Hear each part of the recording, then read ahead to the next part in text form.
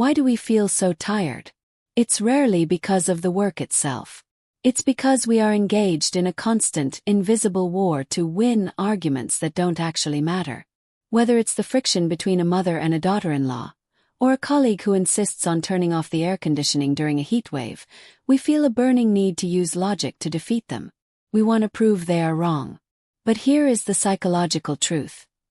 90% of life doesn't require a winner. In the psychology of high achievers, life is divided into two distinct categories. First, there is the 90%, the friction. These are matters of temperament, daily habits, and the noise of social interaction. Winning here often costs more in emotional capital than the victory is worth. Then there is the 10%, the core. These are your life-defining interests, your career advancement, your health, your choice of life partner, and your non-negotiable values. Here you must never compromise. The tragedy of the average person is that they flip the script.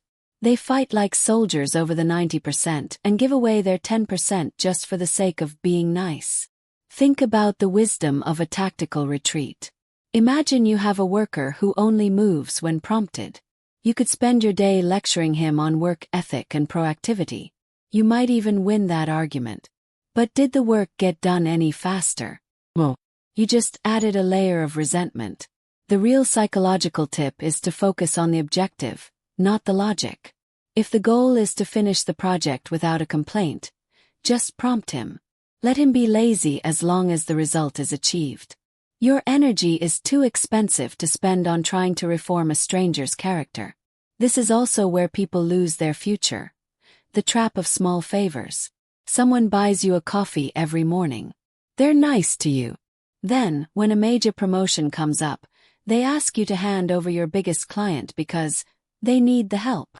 Because you've been winning the small social game of being liked, you feel obligated to give away your core interest. But you must remember, never trade your core interests for small favors.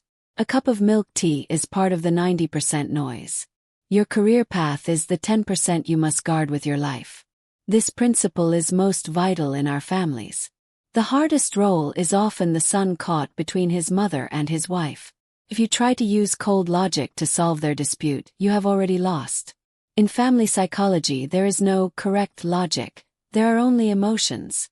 If you win the argument against your wife, you go home to a cold bed.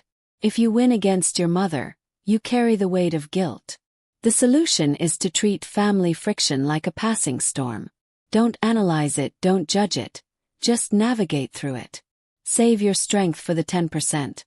Building a life together that is actually worth the struggle. Think of it like driving. If you are heading to a destination and someone cuts you off, do you stop the car to fight? If you do, you've forgotten where you were going. Your goal wasn't to be the best driver on the road. Your goal was to arrive safely. Don't be a person who is right but miserable. Be a person who is wise and successful.